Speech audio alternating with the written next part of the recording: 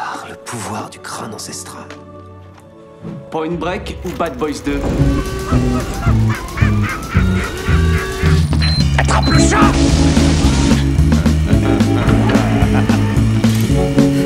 Et cette fois, John Wayne ne s'éloignera pas dans le soleil couchant avec Grace Kelly. C'est Gary Cooper, connard.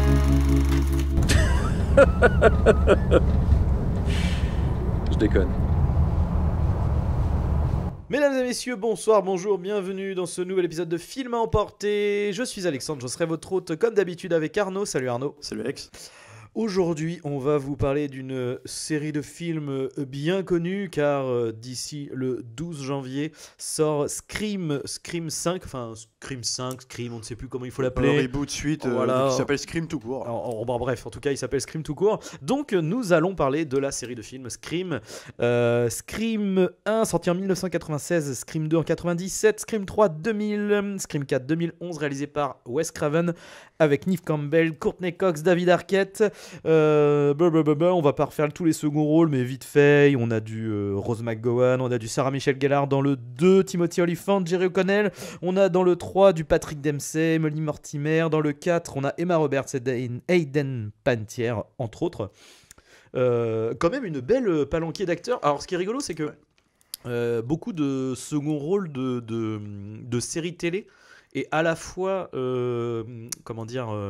de séries à succès actuelles, mais qui ont vraiment des rôles quasiment de figuration. Il y a même... Et même passé, je me rappelle dans Scream 1, le gars qui jouait le directeur du lycée. Enfin, Oui. t'avais beaucoup d'acteurs comme ça. Exact.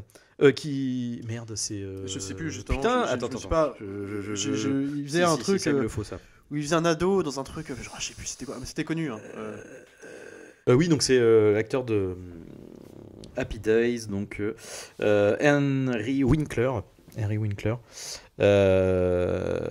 Donc oui, Sarah Michelle Gellar. Alors par contre, Sarah Michelle Gellar, je sais plus si Buffy est sorti avant ou après. 97, enfin on était... Non, Buffy c'était 94, 2000, je crois un truc comme ça. Le film 94. Non, le film 94. Ah oui, la série... non, la série. Donc on était plus ou moins dedans, quoi. Enfin, dedans, après, dedans, Pacey Witter, je pense qu'il était dans... Enfin, Joshua Jackson, il était dans Dawson à ce moment-là. Oui, donc du coup, c'est rigolo d'avoir pris ces acteurs-là, sachant qu'en même temps, ils sont aussi tous dans d'autres slashers à droite à gauche, avant ou après. Donc t'as aussi Souviens-toi l'été dernier.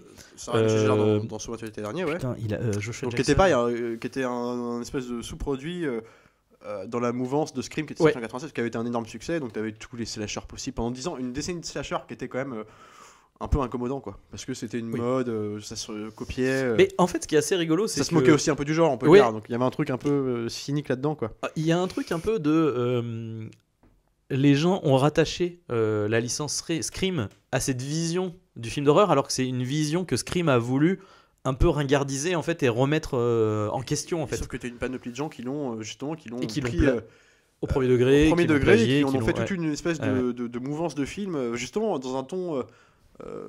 Moi, ce que j'appellerais la génération de films MTV. Cette espèce de génération de films fait d'une certaine manière avec 3 francs 6 sous, avec un tueur masqué, avec des acteurs si iconiques au possible, comme il y a dans les années 80, mais là avec en plus un espèce de discours méta en permanence. Et puis une certaine vulgarité aussi, des fois. Vulgaire, on se fait des vannes, souvent des productions Miramax, tu sais, les trucs un peu. Les Weinstein, il y avait des dizaines par année, quoi. Enfin, ce qui fait que les gens, je pense que dans l'esprit des gens, les Scream, en tout cas le premier, est retombé vite dans le truc.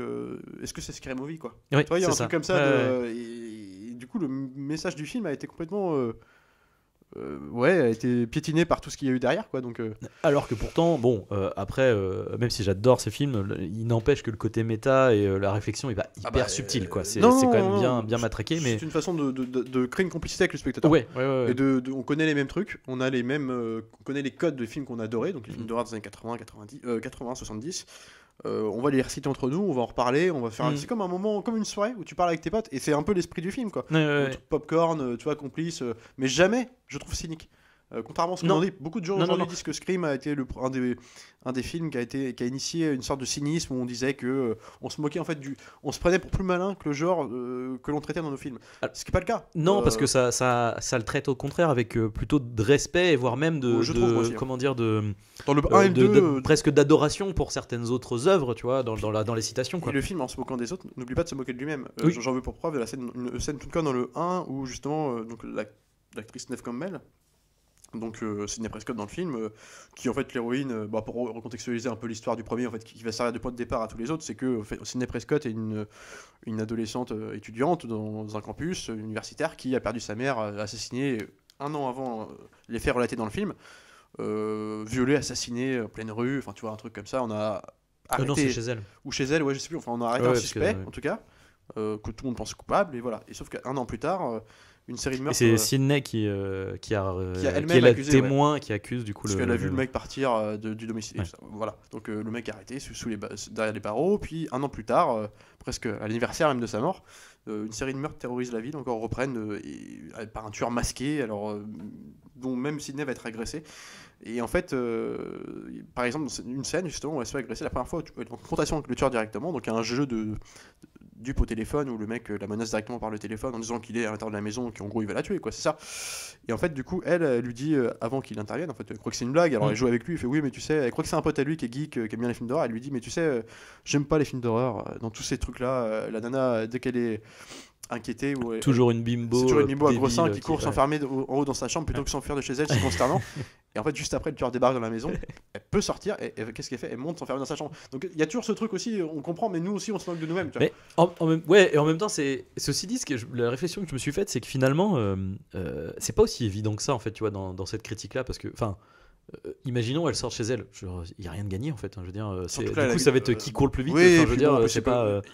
en reprenant les codes la classiques, meuf, elle doit être au chausson, tu vois, je veux dire, c'est pas gagné. on est dans des cadres un peu classiques aussi, des codes de l'époque où c'est dans une maison isolée. Ouais, C'est-à-dire que c'est là, ça. elle est au fin fond des campagnes. Bah c'est forêts, la tu vois. petite ville, quoi, c'est voilà, Ouais. l'image de Haddonfield et compagnie où t'as du lotissement, mais à côté des lotissements c'est perdu, tu vois, et là pour le coup oui, c'est vraiment encore plus isolé que là il y a pas de voisins, quoi, dans la plupart des... Et d'ailleurs, on parle de maisons isolées, on parle de Scream, on commence par Scream 1, évidemment, 96, donc initié par toujours Wes Craven.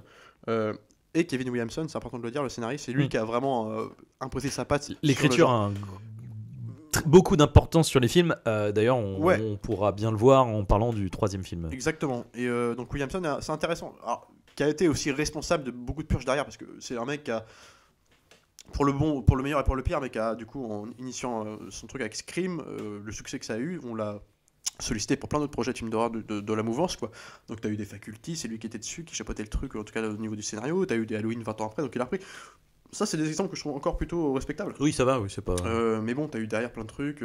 T'as eu, je parlais, moi j'ai un petit plaisir coupable pour Cursed de Craven, qui était déjà en fait, je pense quand même, objectivement, que c'est un truc qui était un peu de truc de faucheton, où il était derrière, mais tu sentais le cynisme là pour le coup arriver avec le mec avait, voilà, il avait trouvé sa carte, son succès. Il a réitéré jusqu'à plus soif. Il a quoi. usé jusqu'à la moelle. Mais voilà, en tout cas, le premier Scream, c'était vraiment. C'est pas une révolution, mais en tout cas, ça se démarquait des films d'horreur classiques de l'époque. Il n'y en avait plus beaucoup de genres de slasher, vraiment. En tout cas, ça marchait, un genre qui marchait plus du tout. Il l'a remis au goût du jour en lui insufflant en plus un truc de whodunit dedans. C'est-à-dire que tu as une enquête policière où c'est un jeu de pistes où en fait on t'amène à chercher qui peut être le tueur. On te présente plein de possibilités différentes. Tous les personnages présentés dans le film vont avoir un potentiel alibi, ou en tout cas s'ils n'en ont pas. Une façon d'être filmé ou un dialogue un peu superflu qui peut nous faire dire que putain, est-ce qu'il serait pas mêlé à l'histoire. Et en fait c'est une façon de trouver qui est l'assassin en fait. Et le film marchait aussi là-dessus, tout en prenant un espèce de pot-pourri des références ou en prenant en complicité les spectateurs, ce qui crée un truc un peu bizarre, un espèce de film vraiment hors norme quoi à l'époque quoi. Et presque un film popcorn garage, tu sais, tu regardais ça avec tes potes, tu commentais, mais en même temps le film le commente avec toi. Il y a un truc comme ça qui marchait du tonnerre, ce qui faisait que tu étais impliqué directement dans l'histoire. Et puis il y a un truc que vis-à-vis de ça, c'est que en fait on flirte avec le quatrième mur en fait. C'est ça qui est intéressant, c'est qu'on flirte, mais par contre on ne passe jamais de l'autre côté. Non, en fait. C'est sûr. Voilà, ce qui serait plus la tendance actuelle pour le coup aujourd'hui d'aller carrément de l'autre côté, de le défoncer quoi. Puis oui, complètement. Puis avec il y a quand même les scènes sont je trouve que le film est extrêmement bien raconté. La mise en scène est très très classique, on va dire, très sobre. C'était des plans vraiment avec un usage de la musique rock un peu, tu sais, pour donner un dynamisme au plan en séquence. Donc c'était très MTV aussi dans la conception visuelle du film, je trouvais.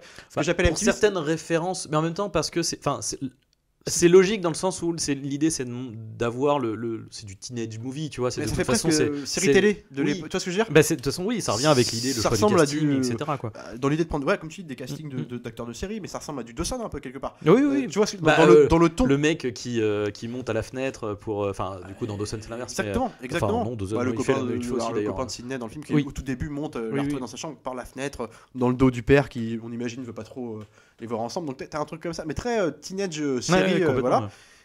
Voulu, hein, Mm. littéralement, c'est aussi pour toucher une grande partie. On prend pas des acteurs de série comme ça pour rien, Non, un succès. non, non. Il fallait toucher une partie, ramener des publics jeunes Des jeunes, ouais, dans bien les sûr. salles de cinéma sur des films oubliés depuis 10 ans, quoi. Parce qu'il faut savoir, les derniers vraiment en date connus entre guillemets, c'était la licence qui se terminait de Vendredi 13, début 90, où en fait jusqu'à la fin, enfin, ça a été des succès. Hein. Alors, à chaque fois, les gens y allaient pour les meurtres. Oui, et puis Mais ça ça s'est devenait soufflé, ridicule tu au vois, bout d'un moment, quoi. Enfin, C'était toujours la même histoire. Ouais, donc voilà. Personne n'a été voir Halloween 6 à l'époque, quoi. Mm. Par les fans hardcore, c'était 95, tu vois, un truc comme ça. Donc là, c'était vraiment un espèce de pied de nez à tout ça. On repart sur on change d'épique, quoi. On part sur un nouveau truc, une nouvelle formule. Et ça a eu son succès, c'était réitéré derrière, mais je trouve qu'il y a quand même des morceaux d'anthologie dedans. La scène d'ouverture, bon, c'est connu, enfin voilà, tout le monde en a parlé de cette scène-là, mais en termes d'écriture, à savoir, c'est Drew Barrymore qui est toute seule chez elle, qui va se faire agresser, enfin en tout cas harceler au téléphone. Ouais. Merde, dont on a déjà parlé, il y a le côté merde. Terreur sur la Terreur ligne. sur la ligne, voilà. Exactement, Qui est oui, exactement ça. En alors plus, qui est jamais cité quand on parle de ça. On imagine que ça ouais, reprend mais pas quand mal. même, enfin, pour le coup, surtout la scène d'intro en fait de celui-là, je trouve. Ouais, ouais. Plus que les autres. Ouais, les autres. voilà, en gros, c'est une nana, le film s'ouvre sur la nana qui décroche. Donc en fait, on sait pas qui c'est encore, mais c'est juste une nana qui va être harcelée. Un mec qui va sans cesse l'appeler, la rappeler. Alors, elle va se laisser prendre au jeu au début. Espèce de dialogue un peu gentil, entre guillemets. Au début, ça passe pour je me suis trompé de numéro de téléphone. Ouais, puis ça, mais, ça du coup, se je dragouille continue à te indirectement. parler, quoi, Puis voilà. bon, la fille, tu sens qu'elle s'ennuie. Enfin, je te parle, après tout, j'ai rien à perdre. Sauf que tout de suite, le mec, très rapidement, va se montrer un peu plus. Comment dire, entreprenant, malaisant, parce que un peu trop. Trop stalker. Trop du coup, stalker, là. Ouais. tu vois. Et c'est ça qui va créer le malaise, c'est de la situation vrille. Et en fait, tu comprends très rapidement que le mec est autour de la maison. En plus, il a son copain en otage, dehors. Il va lui poser une série de questions sur le cinéma, parce que depuis, il parle de films d'horreur comme elle laisse en mettre un. Et de savoir s'il répond aux bonnes questions, On va faire survivre. ils font en même temps survivre le gars. Et si elle se gourre, le gars meurt. Et inversement, toi, tu mourras aussi derrière. Bon, évidemment, les deux vont mourir. Et à la fin, c'est la scène même de la mise à mort de Drew Barrymore. Elle est assez. Elle est sale. Elle est elle est très assez sale. costaud, quoi. Puis très dramatique. Alors la musique, Ouais, la bien musique sûr, de la musique Marco joue Beltrami beaucoup, qui est très. Je sais pas comment dire, avec tu sais, même des petites voix. Ça fait presque qui- des chœurs. Ouais, c'est ça. S'envoler un peu. Et lyrique quoi. Et du coup, ah ouais, c'est terrible. Puis avec ce truc de. Je crois qu'il lui frappe à la gorge la première fois quoi. Et, Ouais. et Donc du elle a coup, le souffle coupé, voilà, le souffle coupé, elle est au téléphone et puis t'as les parents qui arrivent et qu'entendent au téléphone la fille qui est en train de... Sans la voir alors qu'ils sont 100 mètres qui les séparent. Ah, c'est horrible. En fait, Cette scène elle est hyper malaisante quoi. C'est choquant visuellement, Ouais, en même temps, ouais. parce que ça raconte. Et En fait, ce que c'est ça.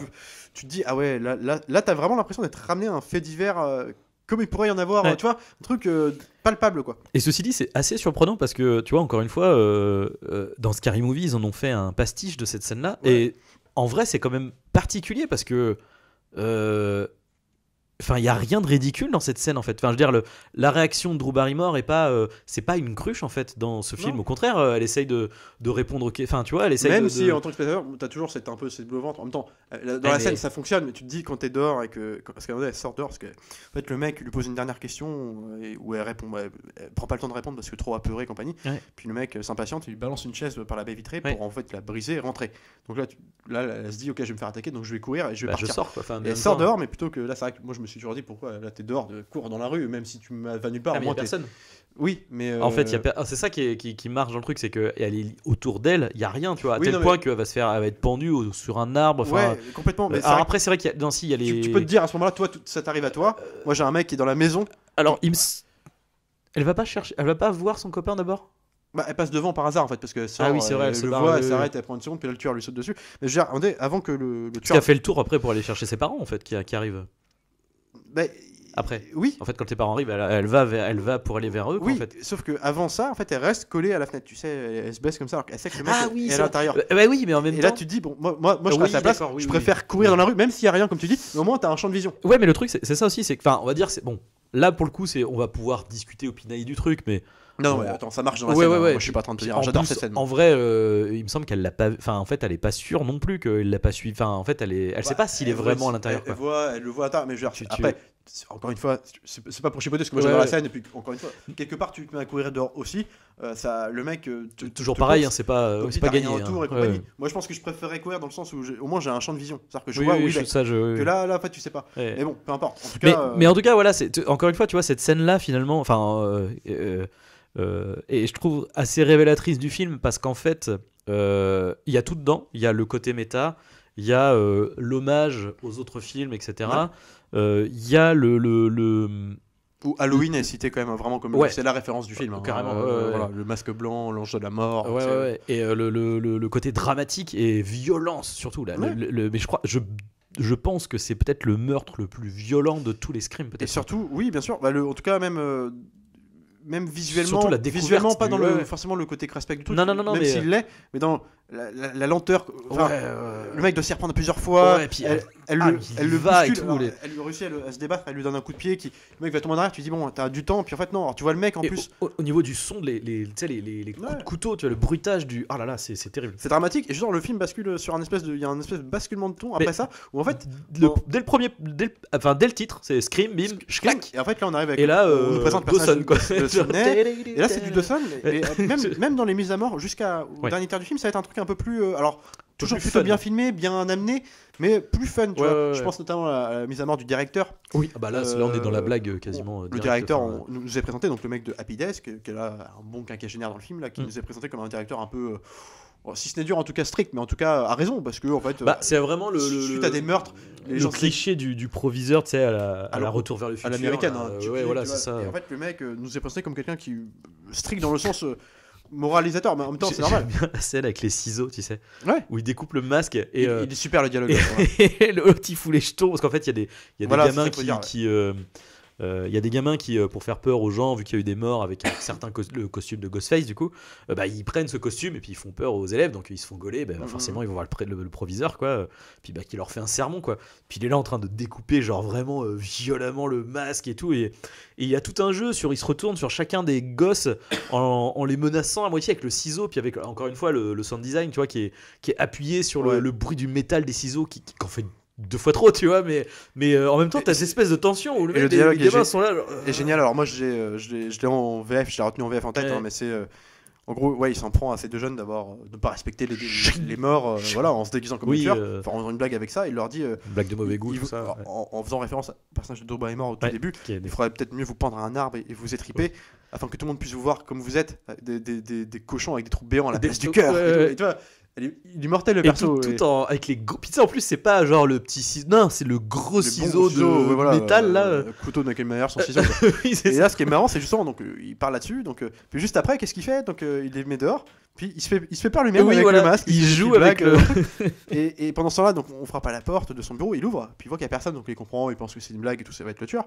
Et sauf qu'à ce moment-là, on peut parler aussi à ce moment où Wes Craven apparaît. Oui, puis t'as déguisé en Freddy avec le pull rouge et vert. Il s'autocite aussi. D'ailleurs, on peut parler de Wes Craven. Alors, il se moque aussi de lui-même. Puis des fois, il se fait plaisir aussi. Mais il a raison. C'est dans le truc marrant. Après, tu cites les films d'horreur. T'en as fait toi-même plusieurs. Voilà, le dialogue avec Drew Barrymore et le tueur au début, avant qu'il se montre encore plus menaçant. Il lui dit quel est votre film d'horreur préféré. Elle répond. Alors, elle répond Halloween. Puis après, j'aime bien les griffes de la nuit. Elle pose la question au gars qui dit ah oui, c'est le Freddy. Freddy, ah oui, c'est ça, oui, j'ai bien aimé celui-là. Puis l'autre, elle fait ah oui, le premier était bien, mais les autres étaient un peu craignos. Alors, les autres, c'était pas lui. Alors, évidemment, il en a fait un 7ème, lui, mais bon, on sent qu'il parle du 2, 3, 4, 5. Et ce qu'il faut d'ailleurs, au passage, le 3 est très cool. Mais voilà, en tout cas, c'est marrant. Il se moque aussi un peu, tout le monde se moque de lui-même, donc il y a un truc comme ça. Mais moi, ce que j'aime bien dans ce film-là, c'est que justement, on parlait de l'aspect whodunit du film, c'est qu'en fait, tous les personnages, et c'est aussi propre, là, c'est une qualité aussi à mettre sur le compte de Williamson au scénario, c'est que tous les personnages, mais tous, mais il n'y en a pas un, enfin, pas que Williamson pour le coup. Enfin, dans la mise en scène aussi, c'est très. Et Craven sait le mettre en image, ouais. Bien sûr. Mais je veux dire, c'est que tous les personnages du film, mais tous, quels qu'ils soient, en tout cas que tu vas suivre à plus d'une seconde dans le film, est amené à être un potentiel assassin, potentiellement à un alibi. S'il n'en a pas, un code visuel, un truc qui fait que ah oui, ça peut être lui. Peut être attaché à et tout. J'en veux le pour téléphone preuve, portable, le téléphone les chaussures, portable, l'allure, on en parlait juste avant. L'intention aussi, On va avoir un plan par exemple sur les chaussures du tueur parce que je sais plus à quel moment ça atteint dans les chiottes, tu sais, parce que le tueur se change, il met son costume dans les chiottes, mais tu le vois que par le trou en dessous de la porte. Donc tu vois ses chaussures, grosses chaussures noires. Puis tu vois la robe tombe, la robe tombée, voilà, c'est iconique à ce moment-là. Et donc tu as ce plan en tête. on bascule un quart d'heure de film plus tard, on est avec le flic donc joué par David Arquette qui va être Dewey, donc repris Doofy forcément dans le scénario, qui lui discute avec son chef, enfin son chef, le chef de la police quoi, qui est un personnage plus âgé, alors que tu n'imagines pas être le tueur parce que ce serait invraisemblable. Il fume une clope lui, alors le gars, puis le vieux écrase sa clope et tu vois sa chaussure qui écrase sa cigarette et c'est la chaussure du tueur qu'on a vu juste avant dans les toilettes. Donc en fait tu te dis bon c'est gros, mais pourquoi pas, tu vois, c'est amené. Puis en plus lui a l'air de suspecter vraiment. Et c'est aussi un moment où justement où les jeux de suspicion en fait se contrebalancent entre tout le monde. Parce qu'il me semble que le jeu des chaussures, il y a aussi Dewey. Parce que quand il sort de la voiture, on filme ses pieds aussi. Enfin, en fait, du coup, t'as tout ce truc-là de et puis après on filme le. Ah mais en fait ça peut être lui comme ça peut être son chef, on sait pas. Le même Dewey qui à la toute fin, dernier tiers du film, le dernier tiers du film se termine dans une soirée. Pour fêter la fin des cours, des études, enfin le couvre-feu. Parce que le couvre-feu. Le couvre-feu va être amené parce que les meurtres continuent. Donc oui, c'est genre. Ouais, il y a des gens qui sont morts. Couvre-feu, soirée, les gars. Ouais, mais tu vois, bon. C'est pas les mêmes couvre-feux qu'on se tape. Soirée, tu vois. Et puis en fait, du coup, Dewey, donc le policier est amené à se rendre à la soirée pour surveiller, tu vois, un peu ce qui se passe de son propre chef, j'ai l'impression. Mais il y va. Sans prévenir. Il y va pour surveiller parce qu'il sait que Sidney est menacé, puis il y a sa sœur aussi. Ils sont tous amis, donc ils surveillent. Ouais, Sidney ayant déjà été attaqué, voilà. Et en plus, en ayant suspecté son petit ami d'être le tueur. Donc tu vois, il y va pour surveiller, puis en même temps, il s'amourache un peu il s'amourache de Gail Weathers, qui joue donc Courtney Cox, la journaliste. Et du coup, elle le retrouve là-bas par surprise. Elle est surprise de le voir, et puis sans qu'elle aime bien, mais elle est surprise de le voir. Et lui dit, ça vous dit pas, pendant que les jeunes se murgent la gueule, que nous on aille se balader de nuit dans la. Et alors c'est plutôt romantique, il le propose un truc romantique comme ça. Sauf que elle là, tu vois, Craven va insister sur son regard de c'est bien, mais c'est inquiétant. Et tu vois, donc tout de suite lui tu fais ah ouais. Putain, c'est bizarre, c'est vrai qu'il c'est bizarre, il est bizarre son comportement. Et en fait, tout est comme ça. Et tous les persos. Et en fait, il y en a un que tu sais pas. Et là où c'est marrant aussi, c'est que bon, la révélation finale, on peut le dire sur le premier. Oui, et puis j'ai envie de dire, c'est les films quand même. Les tueurs, ils sont 2 tueurs à la fin. On a le copain de Sidney, donc le petit ami, qui en fait, ce qui est intéressant, c'est qu'il est suspecté depuis le début. En fait, dès le début, elle croit que c'est lui. Ouais, il est évacué puisqu'on pense que c'est lui. Elle croit que c'est lui par un concours de circonstances. Elle le fait accuser. Bon, le mec est relâché. Mais en fait, ce qui est malin dans le scénario, c'est de le placer lui tout de suite comme responsable, comme coupable potentiel. Fait que c'est trop gros, c'est pas lui. C'est trop évident. Donc en fait, on va l'oublier. On l'évince de notre liste de suspects. Ce qui est intéressant, donc, du coup, parce qu'on l'oublie, et lui est dedans. Et en plus de ça, il fait équipe avec un de ses meilleurs potes du film, qu'on voit tout le temps. En plus, c'est un des personnages principaux du film. Ils sont 4. Qui est joué donc Matthew Lillard, qui fait Stu, qui est un des mecs un peu le psychic comique du film. Et en fait, du coup, lui qui fait ça par. Parce qu'il est émotionnellement instable, du coup, simplement, et que c'est un taré, quoi. Il veut aider l'autre qui a un vrai mobile. Qui justifie pas de faire tout ça, mais en tout cas avec un mobile léger. Ils sont tous les deux tarés, on va pas se mentir. Ils sont tous les deux tarés, mais voilà. Et du coup, mais ça crée aussi le choc aussi de l'époque, c'est que t'as 2 tueurs déjà, et dont 2 mecs que t'as vu tout le temps, comme étant des potes de l'histoire. Enfin, toi. Et puis en plus, qu'ils s'en prennent à et leurs petites amies et leurs amis directs ou leur famille. Il faut savoir, c'est que le mobile du tueur, évidemment, c'est pas un mobile, c'est qu'il est taré, mais il a en plus de ça un mobile qui, en tout cas que. Il trouve raison de justifier comme étant la source de tous des crimes qu'il a commis. C'est-à-dire qu'en fait, la mère de Sidney, donc qu'on avait dit dès le début, décédée 1 an plus tôt, tuée par ce qui s'avère être Cotton O'Leary, donc le suspect potentiel reconnu par Sidney, qui du coup on apprendra que c'est pas lui, que c'est le tueur de sa mère et en fait le tueur de tout le monde, donc c'est le tueur de son copain. Il lui explique qu'en fait il a fait ça parce qu'il avait appris plus tôt que son père s'était fait, enfin que sa mère. Ils se sont séparés parce que la mère de Sidney trompait, le père de du Billy tueur Loomis se faisait la mère de Sidney. Voilà, c'est ça. Et donc, du coup, sa famille s'est déchirée à cause de ça. Et du coup, voilà, ce qui est un mobile léger pour tuer tout le monde, qui n'ont rien à voir en plus dans l'histoire.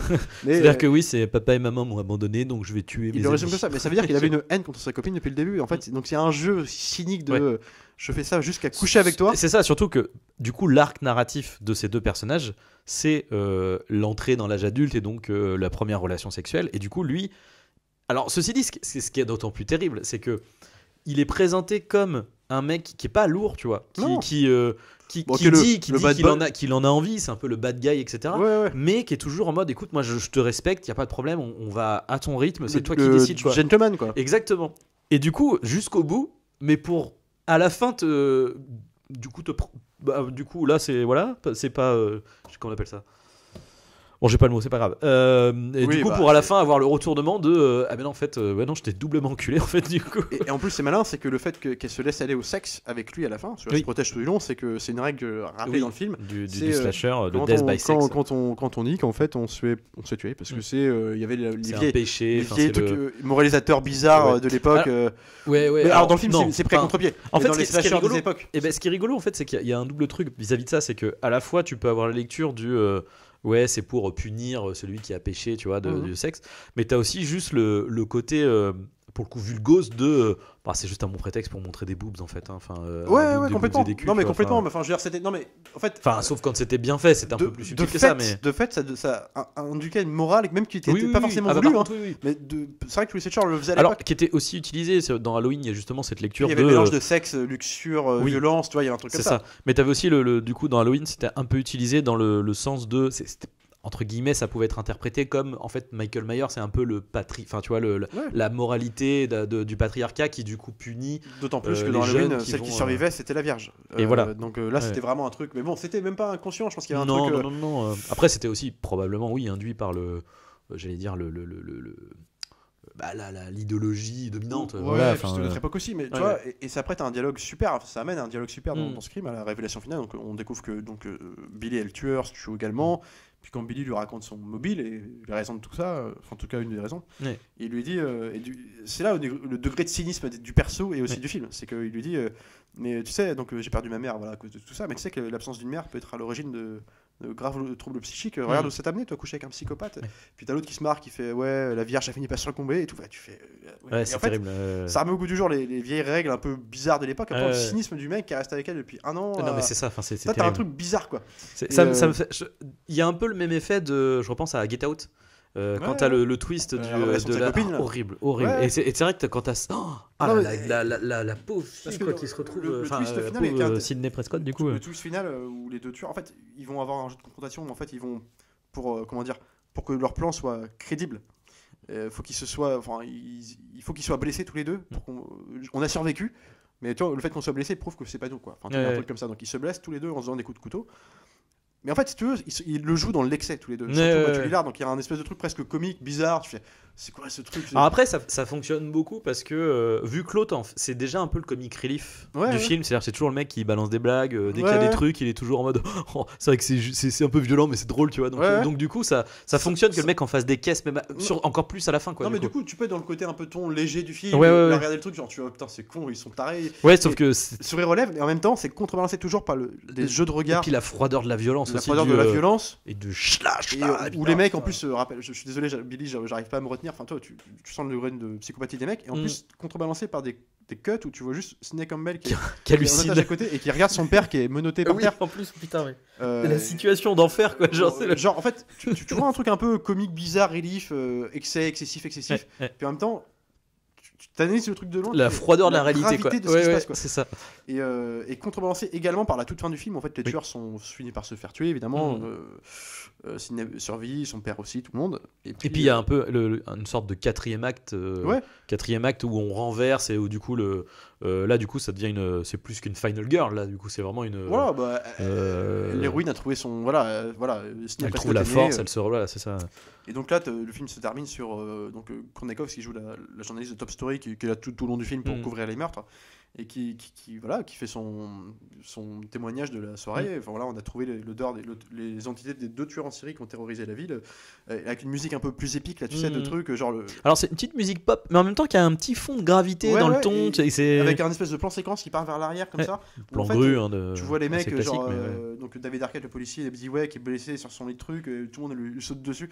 En fait, Là, tu réalises un moment plus doux, entre guillemets, après l'espèce d'éclaboussure de violence que tu as eu pendant. Ça reste une sorte d'happy ending. D'happy ending, mais en même temps qui te prend conscience. En fait, ce qu'on vient de. Oui, par contre, on vient de passer une demi-heure. La violence de ce qui vient de se passer, quoi. Genre, l'état de la maison, c'est du sang partout, genre tout est dans le bordel. La porte de garage. On a eu deux tueurs en série, les mecs, tu viens de te prendre tout ça dans la gueule. Et là, on te rappelle, genre, c'est comme un journaliste de télé qui te dit, bah voilà ce qui vient de se passer. Il y a eu 4 morts, il y a eu machin. Une ville dans laquelle ça n'arrive jamais, et ça peut arriver. Et là, tu fais, c'était pas si drôle en fait. Un truc comme ça. Oui, c'est. Et dans le 2. En fait, ce qui est intéressant avec tout ce côté méta et ce propos vis-à-vis de. Ça te remet aussi un peu en perspective de la violence des images que tu peux regarder et que tu peux accepter aussi en fait. Ouais, bien sûr. Euh, Bien sûr. Et c'est ce qui est. C'est rendu encore plus. Comment dire. D'actualité, en fait, où il y a eu ce drame terrible à Saint-Sébastien, en plus chez nous. Du mec qui s'était. Alors, qui avait justifié son crime, qui avait tué une nana adolescente. Et qui était un copain elle en fait à la base et qui avait justifié son truc son crime en disant que il avait trop regardé Scream 1 justement et que ça lui était monté à la tête. De fait, Scream 1 avait été interdit pendant 1 an. Putain, et en plus, oui, c'est vrai que j'ai oublié que c'est le. Putain, c'est le motif. Oui, pardon, je te laisse finir. En tout cas, c'est comme ça qu'il avait justifié. Oui, carrément. Il avait pété un plomb sur Scream. Oui, et oui. Du coup, ils avaient interdit Scream 1 à la diffusion télé pendant Oui. 1 an en France. Alors que, tu vois, et en fait, là où c'est un film, mais ça participe au truc aussi où je trouve le film, il fait pas peur. On va pas dire ce qui me fait peur, mais au truc choquant de ce que ça raconte, c'est qu'en fait, un tueur comme ça, Il y a rien, c'est rien de surnaturel, c'est il y a pas rien de un surnaturel, monstre, mais c'est un mec qui peut être parmi c'est nous, un- ça peut ouais. être une bande de potes, un mec qui Ouais, peut- ouais. Et c'est juste là, ça te le ramène dans la gueule, et alors avec des effets un peu d'excès, de comique, des fois et tout. Et en fait, c'est juste que c'est et tu vois, la preuve, le fait divers, il y a des mecs qui pètent un plomb qui comprennent pas que le message envoyé par le film. Enfin, Oui, ils prennent mais ça- après, ceci dit, c'est intéressant parce que du coup, dans le 2, c'est le motif, C'est le motif c'est du le motif de Timothy Olyphant qui Ouais. dit genre, ouais, du coup, ma défense, moi j'ai hâte d'être au procès parce que ma défense, ça sera, c'est la violence des films qui m'ont rendu fou comme ça. Le 2, on recontextualise, donc là, ça se passe à Woodsboro le premier, donc évidemment, après les événements du 1, Sidney quitte Woodsboro pour sa propre défense Ah, aussi. donc, Hein. elle va en université. Université, alors je sais pas où ça se passe, mais du coup, avec des nouveaux élèves, elle se fait un nouveau copain, voilà. Donc Arquette, David Dweck, qui est devenu son ami proche depuis, revient la voir parce que après un crime, Comme il y a s'est des choses déroulé qui au reviennent, cinéma, voilà. dans un cinéma, d'ailleurs super scène d'ouverture, on va en parler. Donc les anciens personnages reviennent pour couvrir le meurtre et en même temps pour Ouais, pardon, vas-y. aider Sidney voilà, dans sa nouvelle vie, et la Ouais. protéger aussi parce que les crimes reviennent, on imagine que ça peut la retoucher encore. Puis donc encore des nouveaux meurtres, voilà, dans une nouvelle vie, même code que le premier. Et bon, déjà, la scène d'ouverture du 2. Moi, je veux en parler parce que je trouve qu'elle réussit presque à égaler celle du 1. En fait, ce que j'ai globalement dans le 2, c'est qu'on est un peu sur le prototype de la. Comme ce que j'ai dit pour Harry Potter, c'est presque la suite parfaite dans le sens où c'est vraiment la suite plus, Ouais. mais maîtrisée en fait. C'est le côté Ah ouais, genre, bien et sûr. on s'est un peu. On a trouvé nos marques sur le premier. En plus, là, vu que ça se sent, vu qu'ils l'ont enchaîné dans la foulée, on a plus de budget pour le 2. Tout le monde est serein. Vas-y, on va y aller, quoi. Et tout le monde maîtrise, quoi. Tout le Et monde puis est là, en maîtrise. le côté méta du film et de ce que ça raconte, Ouais. il est complètement maîtrisé dans le deuxième. Ouais, parce que ouais. Le film commence, il a tout compris. La scène d'ouverture du 2, c'est une projection d'un film qui s'appelle Stab, en fait, qui est un film Inspiré des événements du premier du film. 1. Donc en fait, on voit alors, la scène d'ouverture du premier Scream tournée différemment avec une autre actrice qui jouait Drew Barrymore, la vraie Drew Barrymore du premier film. Mais attends, comment elle s'appelle? Et je sais plus qui la joue du coup. Bah, c'est pas Christina Ricci? Non, je crois pas. Je crois pas. Parce que alors je sais que c'est Tori Spelling qui joue du coup. Ouais. Alors, Et David Chouet. oui. Et d'ailleurs le film du coup est censément réalisé par Robert Rodriguez. Mais C'est tu dans vois, le cadre c'est qu'on voit marrant, ça, c'est c'est que rigolo. des acteurs de série qui citent. Ouais. Tu vois, c'est encore des acteurs de série. Donc en fait, donc le film commence Scream 2 sur la projection du film Stab, donc qui couvre les événements du premier, donc tu vois, romancé, tout ça. Donc tous les gens dans le public sont déguisés en Ghostface, donc le tueur de Scream avec le masque et tout. Donc en fait, on imagine que le tueur est dans la salle, mais il peut être n'importe qui. Et tu suis donc le personnage de Jada Pinkett Smith, donc du coup qui est une nana, alors elle qui n'aime pas les films d'horreur, qui est entraînée par son copain. D'ailleurs toujours là on a la discussion méta des films de non, Ouais, mais attends, ouais. les films d'horreur c'est ça et tout. Elle était, Ouais mais tu préférerais plutôt une comédie romantique avec Sandra Bullock C'est et ça. tout. Enfin c'est Elle est rigolo. entraînée par son copain à voir ça, puis elle y va pour le faire plaisir, et puis lui, pareil, il est masqué, et puis Ouais. il kiffe avec tout le monde dans la salle. Puis à un moment, il va pisser, tu vois, alors il va pisser, et puis dans les chiottes, pareil, tous les mecs déguisés en Scream, pareil, en train de se regarder, puis il se fait buter dans les chiottes. Et donc là, après, ça cut, tu reviens sur Jada Pinkett Smith au cinéma, qui est en train d'avoir peur toute seule en attendant son copain, et ce copain revient s'asseoir. Sauf que nous, on sait que c'est pas lui. Puis là, il est tueur masqué, on sait que c'est le tueur. Et en fait, ce qui est plutôt flippant, mais ce que j'aime bien dans l'idée dans cette scène, c'est qu'elle va se faire tuer dans le cinéma, en présence de tout le monde. Mais comme tout le monde est masqué et tout le monde fait des blagues en faisant semblant de se poignarder avec des faux couteaux en plastique, personne ne le voit. Donc elle se fait poignarder assise sur sa salle de cinéma. Ah, c'est horrible cette scène. Puis elle va se faire remarquer parce qu'elle va finalement réussir à marcher difficilement, blessée, monter les marches et arriver devant l'écran, puis hurler à la mort comme ça. Et tout le monde va s'arrêter, enlever leur masque, couper la projection. Et elle va mourir comme ça. Et en fait, ça veut tout dire. Ça veut dire que les gens sont omnubilés par ce qu'on nous montre à l'écran, on n'en voit plus la réalité des choses. La réalité se confond avec la fiction. Enfin, et c'est vraiment que ça colle au sujet. Et elle est assez choquante la scène, je trouvais. Et après, bon, on reprend les codes classiques, hein, c'est-à-dire on suit Sidney dans sa nouvelle vie, tu vois, avec une espèce de parcours un peu de série. Tu vois, c'est très. Mais c'est le 2, je trouve, dans le 2, qui s'autorise les meilleures scènes de meurtre aussi. le plus d'idées de slasher pur et dur, c'est-à-dire que le 2, il y a un côté aussi plus premier degré dans la violence montrée à l'image. Il y a notamment des scènes de chat et la souris, de cache-cache entre le tueur et ses victimes. Notamment une scène qui est hyper cool, je trouve, c'est où le tueur carrément prend la voiture de flic dans laquelle sont embarqués Sidney et sa copine. Tu vois, alors, elles sont protégées, emmenées par des hommes de main qui les protègent, mais du coup elles sont assises derrière le véhicule, donc avec la grille qui sépare le siège conducteur. Et le tueur réussit à tuer les deux chauffeurs et monter dans la voiture, donc les deux filles derrière. Puis alors, il les emmène, il est traqué par le flic, puis il se tape un accident. Donc en fait il est assommé sur le siège conducteur, donc la tête sur le volant, assommé comme ça, puis les deux filles sont derrière, mais sauf qu'elles sont enfermées. Les deux portières sont bloquées. Il y a une solution, c'est de passer par l'avant. De casser, d'espèce de repousser la grille qui les sépare, et de passer sur le tueur pour sortir. Enfin, et du coup, la scène dure, et c'est une scène hyper maligne en fait. Et puis en plus, surtout qu'on joue sur le tag, du coup là, il est inoffensif le tueur, donc on peut y aller. Et du coup, t'as Sidney qui est en mode genre. Vas-y, je veux savoir qui c'est en fait. Du coup, on peut en terminer là, tu vois. Genre, même avant ça, en passant sans lui, elle klaxonne sans faire exprès. Oui, du coup, c'est ça, c'est le moment où elle va pour. Vas-y, je vais tenter de retirer son masque, et puis c'est là qu'elle se plante, elle klaxonne. Ouais, non, mais franchement, la respiration du juste, gars. c'est Heather Graham, parce que je pensais. Je trouve qu'elle ressemble à Christina Ricci, elle a des grands yeux, je sais pas si tu vois qui c'est. Ouais, bah je vois, elle a un air, c'est vrai que. Ouais. Après, là, c'est là les. Mais bah oui, et du coup. Du coup, le film Scream 2 avec le discours de Stab, tu vois, tout est. Tu vois, ce qui est marrant, c'est qu'ils te font un métafilm dans le film, quoi. Ouais. Et en fait, tous les acteurs du premier reviennent en parlant des acteurs qui jouent leur propre rôle dans le premier. Donc, justement, dans le premier Scream, le tout premier Scream à l'époque, Sidney Prescott disait que s'il devait faire un film sur leur vie, avec le peu de chance qu'elle a, ils lui prendront Tori Spelling. Voilà, dans le 2, interview, c'est aussi pour Tori montrer Spelling, le côté un peu blague du film, mais aussi le côté autodérision des personnages. D'ailleurs, l'actrice Tori Spelling a dû voir le truc. Elle joue elle fait une interview pour Stab dans Scream 2 en disant oui, je joue Sidney Prescott. C'est marrant, toi, c'est le jeu des acteurs dans le, tu sais, c'est vraiment c'est caricaturé, ridicule. La scène avec David Schwimmer, you want me? Puis après, parce que c'est la scène où qui correspond à Scream 1 quand Billy s'est fait arrêter, mais du coup c'est bon, on sait que c'est pas lui le tueur. Oui, et en fait il est un peu maladroit, il dit une connerie, puis il fait oh merde, pourquoi j'ai dit ça et tout. Et la manière dont l'autre le joue avec ça, on dirait vraiment, là pour le coup on dirait Doofy, le mec. Oh man. Mais c'est ridicule. Pourquoi j'ai dit ça? Ils ont la décence de couper cette scène-là parce que ça revient en plateau télé. Et puis, j'adore les films d'horreur. Et là tu fais c'est vrai que c'est rigolo. Et puis même t'as plein d'idées de scènes. Déjà le film est sans temps mort. Enfin je trouve que. Justement, c'est ça. Le rythme des deux premiers films, le montage il est assez vraiment freiné. Et en plus, je trouve qu'il est justifié dans le sens où ils n'arrêtent pas de citer. Par exemple, il y a des scènes que tu vois dans les salles de classe où ils parlent de. Les crimes recommencent. Donc, avec la sortie en plus simultanée du film Stab. Donc, ils font ils sont en train la de faire le corrélation rapport entre les avec deux. les suites des films et tout ça. Et puis ils disent qu'en gros, les suites sont beaucoup dans la surenchère. Et que, d'ailleurs, il y a très peu de suites qui ont été réussies. Au point qu'ils doivent faire un débat dans le film. Quelle suite peut égaler ou surpasser l'original? Ils vont citer donc, les classiques, le Parrain 2, l'Empire contre-attaque, mais on a même conscience que c'est très compliqué pour une suite de faire. Elles font dans la surenchère. Et c'est ce que fait le 2, mais en assumant totalement son cas. Et c'est ça qui fait que ça marche. Et en plus, ça lui permet de trouver c'est des bonnes idées sur bonnes idées. Les scènes de meurtre sont, je trouve, les meilleures dans le 2. C'est-à-dire que là, t'as vraiment des idées. Le tueur est iconisé vraiment beaucoup dans le 2. Les jeux de chat à la souris aussi sont hyper intéressants dans le 2. La traque de Gale dans le studio de télévision. Tu fais le tour, tu passes d'un labyrinthe à l'histoire du. Enfin, le jeu de la vitre. Le jeu sur les focales avec le tueur qu'on voit en flouté derrière. La scène de mise à mort de Sarah Michelle Gellar dans la maison est incroyable. Parce que c'est pareil, il joue sur la durée. C'est-à-dire, elle reçoit un appel téléphonique très à la Drew Barrymore en fait dans Scream 1.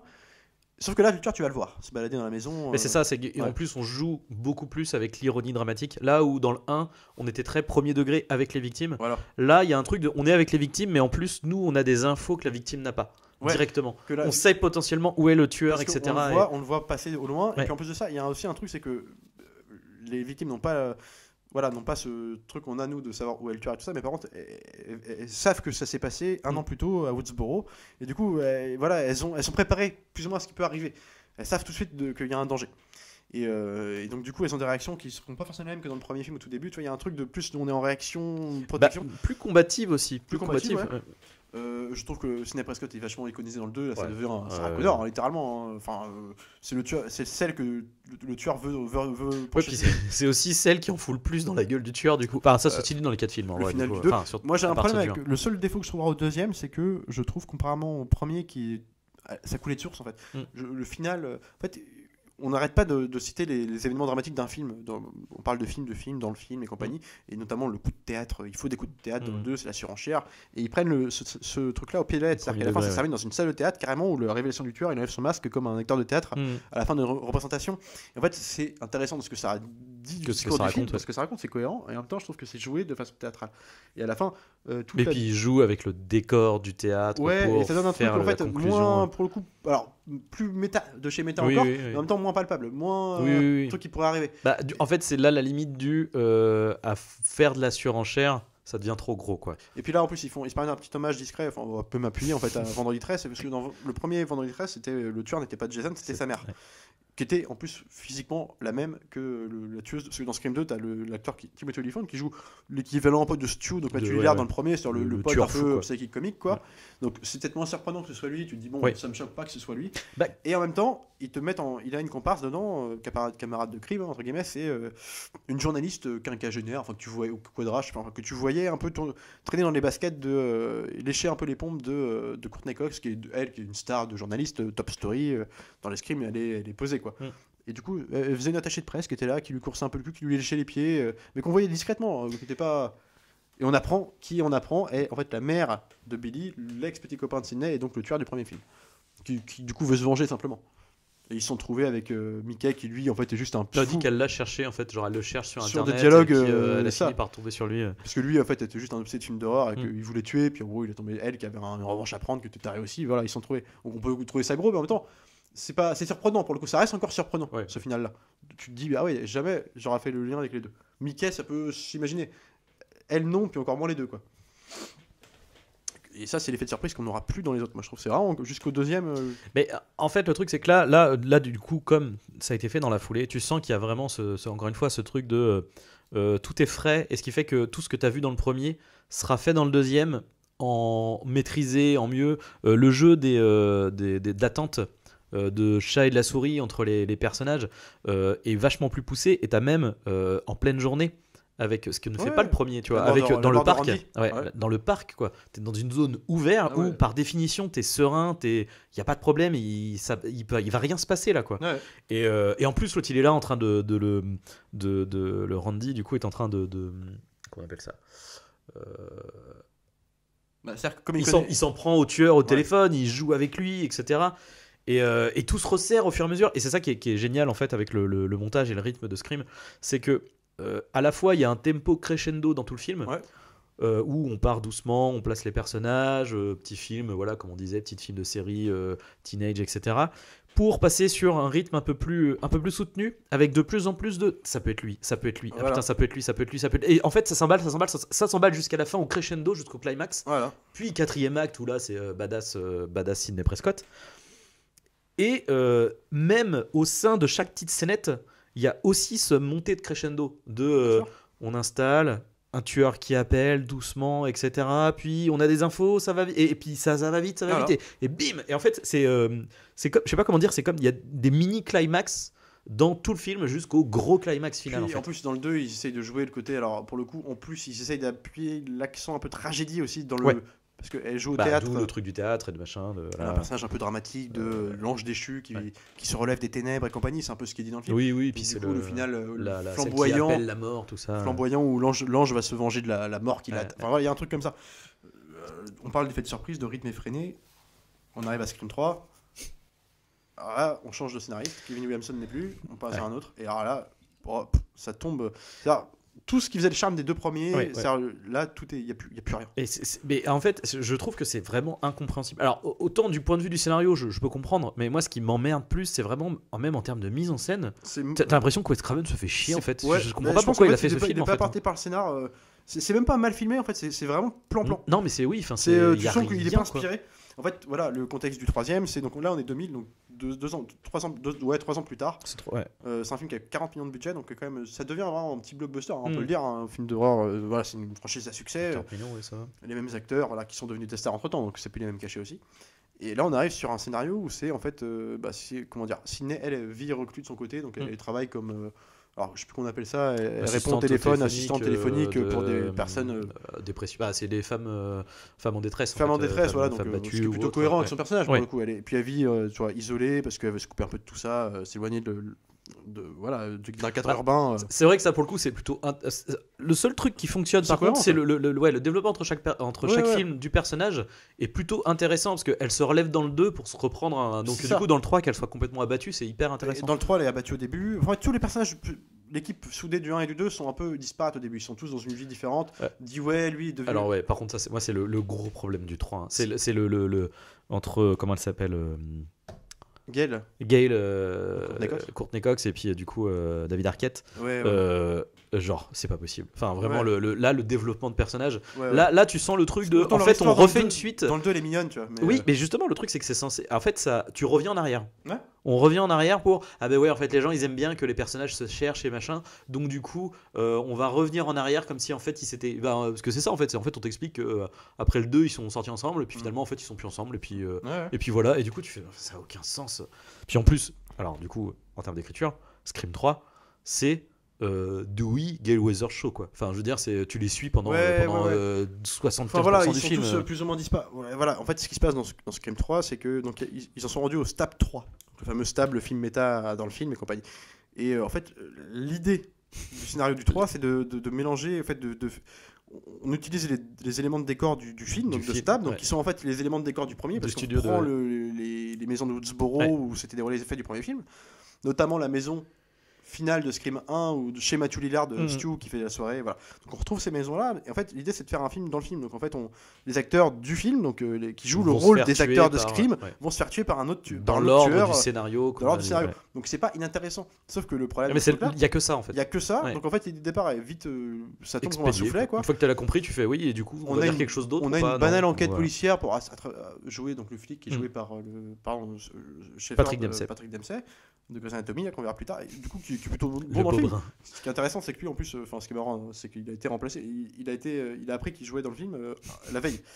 Donc en fait, il a dû tout apprendre en une nuit. Écoute, demain tu tournes. Ah d'accord. non mais le mec s'en tire plutôt bien. Dans, Ouais. pour le coup, il est Oh, assez. ça va. Mais il est charismatique il est en vrai, hein. charismatique. Ouais. Bon, ce personnage est un peu errant, quoi. Mais Oui, ce que je veux oui. dire, c'est que Du coup, s'il a pris la texte la veille pour le lendemain, on va pas lui en va tenir pas lui en rigueur. vouloir. Mais ce que je veux dire, c'est qu'en fait, ouais, t'as une banale intrigue policière. L'aspect Houdonite est complètement éclipsé, c'est-à-dire que rien, que ce soit dans le scénario ni dans la mise en scène, n'essaye de te faire En fait, c'est ça.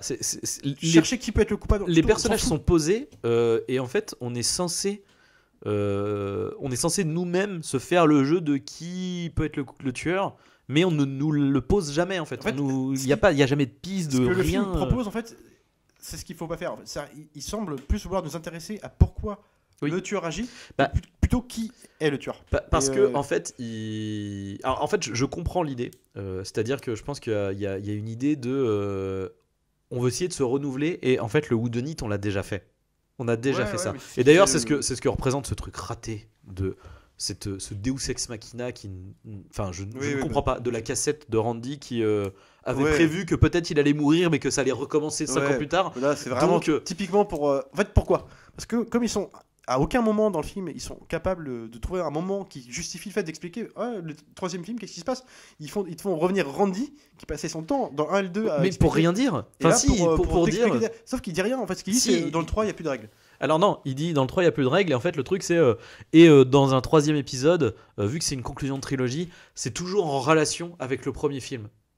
Oui. Donc un passé En passé caché, lointain. machin. Donc là, t'as presque un espèce de lore Mais autour le du ciné. problème c'est que ça c'est posé, je crois qu'après le deuxième... Enfin, tu vois, le deuxième ou troisième tiers du film, quoi. Enfin, c'est-à-dire Ça. qu'en fait, là, tu fais, ouais, non, mais les gars, vous êtes gentils de nous poser ça Putain. maintenant, mais il reste 30 minutes Putain, un de film. mélange quoi. de Ouais, tons 45 bizarres, minutes. donc il n'y a plus de Whodunit, en même temps il y a des incursions dans le fantastique un peu avec des visions Le fantôme de la fantôme mer de de la mer. Sydney. Ils sont pas forcément moches visuellement, en plus je les trouve plutôt assez Ouais, flippants, par quoi. contre, le maquillage blanc, la truelle, enfin, Je suis c'est d'accord, pas possible. mais ce que je veux dire c'est vraiment pas que possible. bon, pourquoi pas, mais sauf que Enfin, non, je trouve que c'est presque ridicule. Enfin, ouais, enfin, avec la robe c'est surtout blanche. que ça n'a rien à faire là. Bah oui, En fait, non, tu non. sais pas. en fait, t'as l'impression d'être dans un. Alors, oui, je comprends aussi l'idée du film. Il y a un film qui est en train de se tourner, et du coup, on est comment dire, spectateur d'un tournage. En fait, on est les premières victimes de surprises de pontes qui essayent de nous surprendre. On est une souris dans un jeu dans un château de souris. Enfin, toi, il y a un truc comme ça. Je comprends l'idée, mais. Sauf que tu ne peux pas t'intéresser au personnage parce que, à part le trio principal qui est toujours attachant, oui, encore que ils ont pas c'est pour ça que ça fonctionne. D'intercation vraiment. Puis en plus, Sydney, elle n'intervient que dans la dernière partie du film en fait. Puis il n'y a pas de vraiment d'évolution. Non. Par contre, et tous les personnages qui gravitent autour, qui pourraient être potentiellement dans les anciens scripts des suspects, ils sont là inintéressants. ils sont inintéressants car ridicules, ils sont tous butés un Bah, par un. en fait, tu sais qu'ils sont là pour être butés quoi. Aucun impact émotionnel à leur mort, tu t'en fous complètement. Il y a un perso où il essaye vaguement de nous faire croire que c'est le tueur, mais c'est tellement cramé que c'est pas. En fait, on sait que c'est pas elle. Du coup, l'actrice qui joue Sydney Prescott, qui est montrée comme une espèce de nana solitaire, instable, qui garde le costume du. Ouais. Alors, il y a comme une scène qui est fabuleuse. Elle veut garder une scène de Scream 1. Alors, dans Scream 1, il y a une scène où justement Sydney erre dans les fameuses chaussures, dans les couloirs, puis elle s'enferme dans les chiottes parce que. Il y a des rumeurs comme quoi sa mère qui a disparu un an plus tôt. Alors elle entend d'autres élèves dire la mère de Sydney c'était une cochonne à l'époque. Il y a eu des histoires de trucs comme ça. Donc elle s'enferme dans les chiottes puis en gros elle voit le tueur qui sort des chiottes et qui met ses chaussures et tout. Dans le 3 t'as la même chose, même scène, elle est dans les chiottes et puis t'as le tueur qui. Enfin, ce qu'on suppose on voit des pieds des chaussures noires, les grosses bouts noires du tueur, ouais, tu vois, ouais. avec un drap noir. Tu fais bon, c'est le tueur, tu vois. Là elle ouvre la porte, Sydney. Puis en fait non, c'est l'actrice qui joue son propre rôle qui est en fait habillée comme le tueur. Puis t'as envie de dire mais pourquoi tu t'es caché meuf? T'étais au chiottes, t'as le qui justifie ça en disant oh non c'est que je me cache. En fait je voulais juste garder un souvenir du tournage et puis qu'elle a volé des accessoires quoi. Voilà. Juste elle est habillée comme ça, genre tu peux juste le garder sans t'habiller comme le tueur, tu vois. Après en fait non, c'est juste qu'elle a une grosse une robe longue noire, tu vois. Mais effectivement la manière dont c'est fait, tu sens qu'il y a un truc bizarre.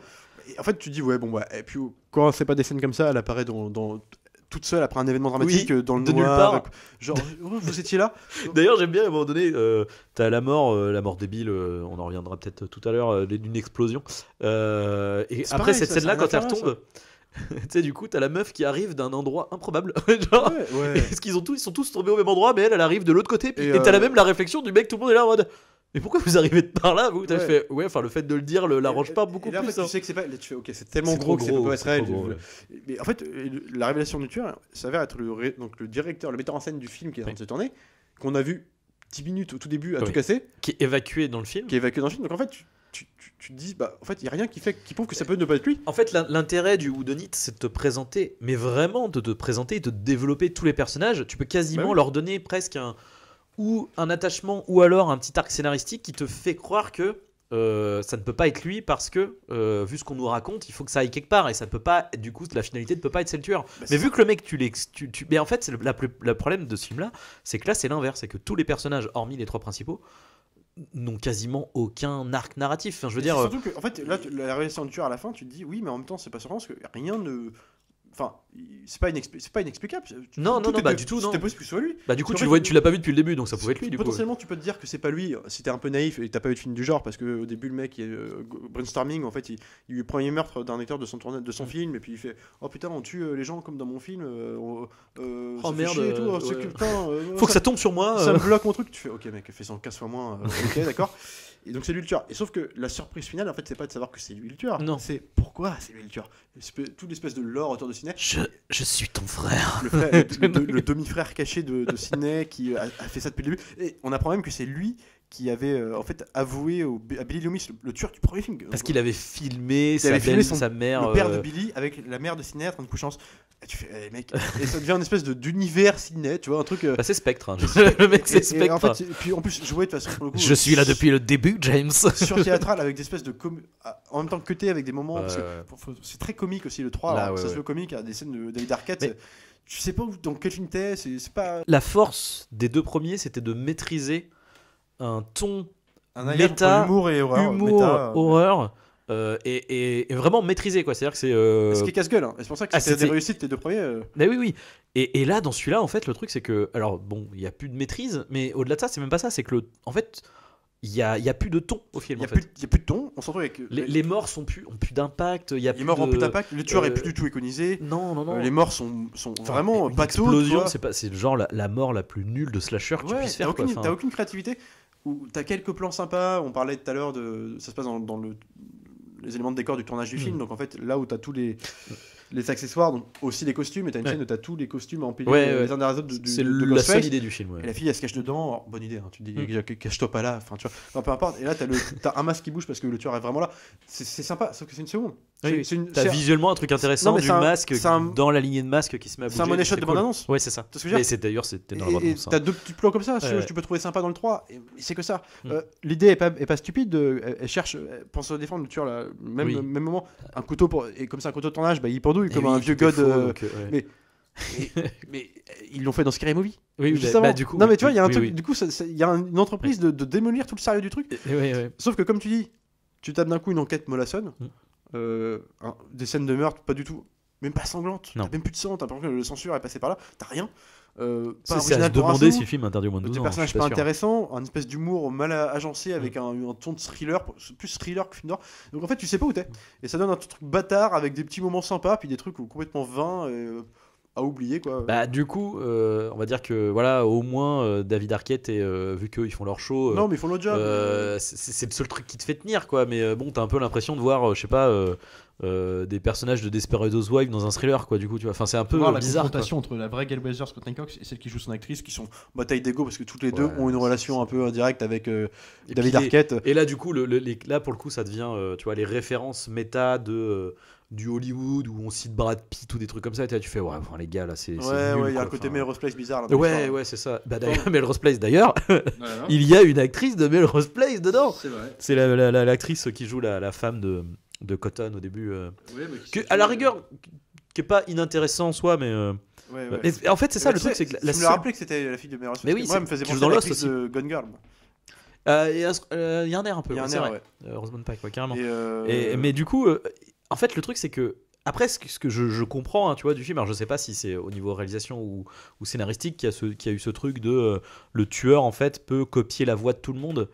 C'est pas inintéressant, mais ils en font rien du tout quoi, à aucun moment. Enfin il y a un abandon je trouve sur ce film en fait, de Wes Craven du coup, parce que autant le scénariste manifestement il a pas qu'il était plus et puis faut savoir un truc sur Wes Craven qu'on en a pas parlé, il est considéré comme un des maîtres de l'horreur, moi ce que je trouve pas vrai du tout, parce qu'il a eu quelques coups de moi je trouve qu'il faut du talent pour faire la trilogie Scream, la quadrilogie même. Quand même ça reste Freddy les Griffes de la nuit, il a fait aussi beaucoup de nanars vraiment, et beaucoup la colline des yeux des années 70, c'est vraiment nanar 2 nanardesque. T'as eu des trucs sympas, t'as moi le sous-sol de la peur qui était très cool avec Vingrams que je te compte, c'était des tout petits films. Et lui il a toujours dit en interview son projet c'était pas de faire que des films d'horreur, il a fait plein de trucs, il a fait même un truc de musique avec comment elle s'appelle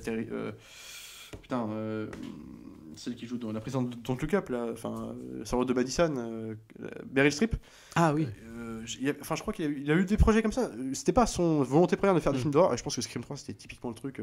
Il l'a fait pour avoir de la thune. Tu vois, il y a un budget derrière, c'était une grosse licence. Voilà, mais bon, il n'empêche qu'il a mis 12 ans à faire le 4ème. On va peut-être en passer au 4ème maintenant. On est 12 ans plus tard. 11 ans, en 2011. 11 ans même, Bon, pour le coup, je trouve qu'il est quand même vachement. Qui rehausse un peu. Qui retrouve un peu la veine des deux premiers. Voilà, c'est ça. Dans l'écriture, quand même, il y a plus d'efforts de fait. Même dans la mise en scène. Alors, surtout. Williamson qui revient à l'écriture. Dans le rapport, moi, de ce que je trouve intéressant dans le 4, le rapport à la violence, en fait. Où la mort des personnages est un peu impactante, tu vois, avec. Presque j'allais dire charnel, dans le sens où tu vois déjà, il y a plus que dans les autres, tu vois les impacts de couteau, tu vois les traces, il est plus sanglant, et tu vois aussi l'impact sur le corps, tu vois, qui moi je repense surtout parce que ça m'a alors bon, malheureusement ça m'a marqué dans le bien comme dans le mauvais, du flic qui se fait taillader, qui se fait prendre un coup de couteau dans le crâne. Donc le cerveau est touché, il se met à sortir et il se met à avoir des espèces de mouvements un peu erratiques, saccadés. Et pour finir sur une réplique de enculé de Bruce Willis, c'est tombé. Bon, après, c'est une blague en rapport avec une discussion, mais en tout cas, t'es là, tu fais mais merde, c'est dommage. Il y avait un truc qui était intéressant, puis à la fin, tu finis sur. Ça me fait penser, mais dans Piranha, sauf que dans Piranha, c'est une blague du début à la fin avec Jerry O'Connell qui meurt et puis. Nichon. Le même Jerry O'Connell qui jouait d'ailleurs dans le tueur de Scream 2. Pas le tueur, le copain de ciné. Le copain, et par contre, bon, pareil, qui dit on reprend la formule des deux premiers, séquence d'ouverture, franchement super sympa. Je trouve pas, j'aime beaucoup, pas au niveau des deux premiers films, je trouve. Là, l'idée qui est sympa, c'est dans le film critique, en fait, la surenchère. Tous les films, suite, reboot. Donc là, en fait, le film commence sur une scène. Remake, une scène, en fait, de mise à mort. Donc deux nanas qui parlent entre elles et puis finalement qui vont se faire attaquer par Ghostface. Donc les deux sont mortes, bim, ça cut, tu dis bah il va avoir Scream 4, non il est marqué Stab 6, tu vois. Après tu arrives avec, donc tu fais ok d'accord c'est un truc méta, t'arrives avec deux nanas qui coupent le film, genre qui font putain, j'aime bien les films d'horreur mais Ils vont trop loin. Ils vont trop loin, puis l'autre elle fait non arrête tu parles beaucoup trop, puis sa copine la poignarde, là tu fais c'est quoi ce bordel, T'es surprise, tu Stab 7, et là tu fais putain, là t'arrives sur la troisième qui est la vraie séquence d'ouverture, qui est pas forcément hyper originale pour le coup, non. mais agencé dans un truc qui est vraiment sympa et en plus qui est cohérent parce que avec ce que ça critique tu vois. Là tu dis bah putain le film commence comme ça, en même temps tu sens un peu moi le ton comique aussi. Bah là du coup vraiment beaucoup. Mais bon ça commence bien. Ça tu te dis putain le film il est pas mal. Et en fait le problème que j'ai avec ce film c'est que le film ouais alors on retrouve un peu l'aspect woodonite mais tous les personnages sont moins charismatiques les acteurs. Il y a Eden Panettiere qui est très bien. Ouais. Qui sort du lot, qui fait une... Mais je veux dire, les interactions entre eux, c'est un cercle très restreint. Je sais pas comment expliquer. En fait, tu sens que tu cherches à savoir qui c'est. Encore cette curiosité-là, mais tu n'arrives pas à les départager. Pourquoi lui plus qu'une autre? Tu vois, il y a pas de truc qui les sort du lot. Tu vois. Le truc, c'est que il y a aussi une affaire de quantité de personnages. Le problème, c'est que à partir dans cette saga, les personnages principaux resteront Dewey, Gale Weathers et Sidney Prescott en tête de liste. Ce qui fait que comme là, on essaye de faire un... alors du coup, c'est assez rigolo parce que c'est... il joue sur le discours méta du remake reboot où en fait on retourne à Woodsboro, on retourne avec une similarité des interactions entre personnages avec une simili Sidney Prescott, une simili geek Randy, simili Rose McGowan, du coup la pote donc Eden Panettiere. Enfin, du coup on recrée ce microcosme avec le copain de la nana, donc du coup on recrée ce truc là, mais le problème c'est que vu qu'on suit surtout Sidney Prescott, etc. Ces personnages-là, on s'en fout un peu en fait. En fait, il y a le même problème dans ce film-là, je trouve que alors à moins grande échelle, mais qu'il y aura dans le Halloween 2018 de David Gordon Green, c'est-à-dire que c'est un film choral. Oui. Qu'on oublie des fois de s'intéresser aux personnages auxquels il devrait s'intéresser. Bah c'est un mauvais film choral avec des acteurs, t'as 1, 2, 3 acteurs forts, personnages forts, et puis les autres on a l'arc de Sidney de mélanger à celui de David Arquette, parce que les deux sont. On a celui un peu à côté de Gale Weathers qui fait son coin. On a les deux geeks qui font une espèce de mission de télé-réalité à l'intérieur de leur campus là, universitaire. T'as le gang des filles, les copines, la cousine, la mère, vite fait, et ça devient les flics. Et en fait, ça devient la flic. T'as plein de persos. Alors du coup, qui sont pas plutôt bien troussés la plupart, mais c'est que il y a trop de persos. On en oublie l'essence même de ce que ça raconte. Et c'est surtout que du coup, on s'est perdu qu'il y a trop de persos et en plus, ils sont même pas développés plus que ça, quoi. Et puis ça crée des fois des petits moments. Il y a un ventre mou au milieu du film. Le rythme est pas toujours égal dans le 4e aussi, je trouvais. Rehaussé aussi par un final que je trouve sympa. Alors sympa, oui non, c'est-à-dire que c'est un final en deux temps. Ce qui est original, c'est qu'ils ont une nouvelle idée. C'est-à-dire là, on a la révélation des tueurs, encore deux tueurs qui s'avèrent être la cousine de Sidney, Julia Roberts, qui est jouée par la cousine de Julia Roberts, et l'un des deux geeks qui faisait leur émission de télé-réalité, enfin une espèce de le club du ciné, le truc de télé-réalité du campus. Blog là, machin. Alors tu t'y attendais pas, et c'est aussi ça qui m'a déçu, c'est que tu t'attendais pas, mais heureusement c'est le but, mais en même temps je n'y crois pas, parce qu'en fait on découvre que les deux ont plus ou moins une relation. En plus oui, non mais c'est clair, en plus en fait tu te dis c'est comme un cheveu sur la soupe, ils veulent créer de choc en te disant ah ouais les deux, en fait sauf que comme c'est pas amené, tu t'y crois pas. Et à la différence de Scream 1 et 2, c'est que à la revoyure, du coup, ça fonctionne d'autant pas. Alors que Scream 1 et 2, tu vois, quand tu revois les films et que tu revois les relations entre les personnages, ou les pour ça, dans le 1, voilà, ça c'est mortel pour la relation entre les personnages. Dans le 2 aussi, un truc à la revoyure où t'as plein de petits trucs où à un moment donné il dit putain mais en fait telle personne filme et tout. En fait, c'est quelqu'un qui est là depuis le début et qu'on voit partout. Et effectivement, la nana qui suit Gale Weathers partout, elle est tout le temps là, on la voit partout en fait. Et qui d'autre a un caméscope? Timothy Olyphant. Voilà, c'est ça. Non mais toi, tout est placé. C'est comme des petits pions. Là, le gars, t'as rien qui t'amène à penser. Alors, c'est surprenant parce que jamais j'aurais fait le lien. Tu t'y attends pas parce que ça n'a. C'est comme un cheveu sur la soupe. Oui, c'est que tu peux aussi bien me dire dans Scream 4 que le tueur c'est je sais pas. Un collègue flic de David Arquette que t'as vu une demi-seconde. Ça pourrait être la blonde, la collègue de. C'est vraiment parce que c'est un mec que tu veux, c'est vu le tueur. Mais c'est que oui, mais on s'en fout. En fait, c'est ça, c'est que la manière dont c'est fait, on pourrait presque croire que les mecs, en fait, ils ont décidé à la fin que ce serait ces deux personnages. J'ai limite, Ouais. ils ont pris un bol à prénom, C'est puis ça, ils ont ouais. fait toc, Puis là, ça va être lui. Puis genre, ils ça sont va dit, être elle. on Allez, va mettre vas-y. une nana, et puis bon, histoire d'avoir une Enfin, nana. non, je pense pas quand même, parce que je pense que la cousine, c'était prévu depuis le début, parce, Ouais, que, ouais. parce que justement, quelque part, elle est évacuée rapidement. Vu qu'on la colle avec la côté, toi, tu es la nouvelle Sidney Prescott. Ouais, Et puis ça va aussi avec le propos de, pour le coup, ça pour le coup, c'est c'est ce qui rehausse aussi par rapport au 3, c'est qu'on revient à un discours méta qui va au bout de la Ouais, de- bien sûr. de- Après, si tu connais du un peu développement, quoi. les codes de ces films-là, tu peux le deviner. Bah du coup, tu t'en doutes. Oui, assez oui, vite non, mais c'est parce clair. que même il y a des scènes où genre elle se fait j'allais dire Leatherface, n'importe quoi, Ghostface vient de tuer Et puis elle se leur fait copine taillader, par ouais. maison interposée, Oui. un jeu du pot téléphone. Cette scène qui est pas de mal. ouais. Maline, Ouais. tu vois, on retrouve des idées un peu de Regarde dans la buanderie. qu'on aurait pu avoir dans Scream 2. Tu vois, et donc là, ça revient un peu des petites idées sympas comme ça. Et alors, elles retournent toutes les deux dans la maison pour aller voir l'étendue des dégâts, quoi, simplement appeler les flics, tout ça. Alors, le Ghostface était toujours là, il réussit à partir, donc dans l'escalier, il part, et puis en fait, il y a un moment, tu es avec Sidney, mais tu vois pas où est la cousine, elle est dans la maison. Puis Sidney, du coup, elle descend dans l'escalier, puis elle voit sa cousine qui est blessée. Puis on n'a pas vu sa cousine se faire blesser. Mais elle Si, dit- si, on le voit. on le voit. Ouais, Je sais parce plus qu'elle trop. elle se Elle- met comme ça, il la Elle taillade. lui dit tu es l'ange de la mort et tout, mais sauf que cette scène-là, t'as la même dans Dans Scream 2, dans avec Scream 2, le copain mais Jerry il Connell. joue avec Jerry Connell Oui. qui fait ça. Sauf que Jerry Connell, il Oui, parce qu'ils disent tiens, c'est marrant, ça n'a comme pas par été hasard, très c'est profond, bien, ouais. c'est léger quoi, t'as eu de la chance. Sauf que là, comme ils l'ont pas fait dans le 2, parce que finalement c'est pas lui le tueur, tu dis Ouais. ils vont le faire là. Tu vois, il y a un truc comme ça, moi je Oui, trouve que c'est vrai qu'il y a un peu de ça. Ouais, ouais. Et puis bon, toi, les scènes, mais des scènes un peu émouvantes où elle parle avec Mm. Sidney, elle lui dit oui, comme tu peux le deviner, tu vois. Après, l'autre, tu le devines pas. Ouais, Parce que ouais. l'autre, à part que c'est des fans hardcore de films d'horreur et compagnie, tu te dis bon, ça peut être potentiellement l'idée.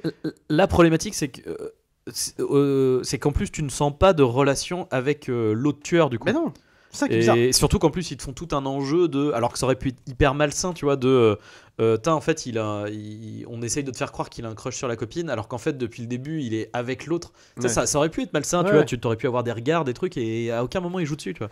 Alors, ce qui est malin dans cette fin, c'est qu'en fait, c'est en deux temps. Donc, on a la scène classique de Bah, il y a Scream encore 1, un Scream cap. 2. Alors pour le coup c'est que c'est en 5 actes du coup. c'est en 5 actes. Ah, Ouais. ils s'entretuent. Puis en fait, il y a un moment où elle va le tuer vraiment. Elle va tuer Sidney, elle va penser l'avoir tué.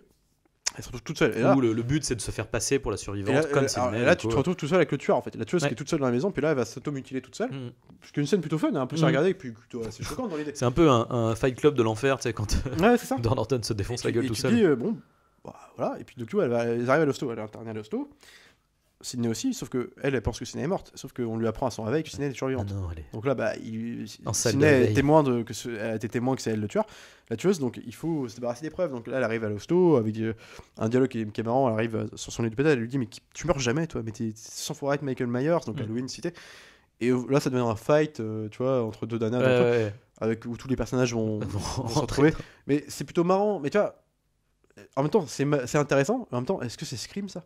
Bah, puis Il y a un truc. c'est un peu une redite. En fait, la problématique, c'est que c'est quasi. En C'est fait, pas original, déjà c'est pas- que le quatrième acte est une redite du un. dernier acte du 1. Ouais.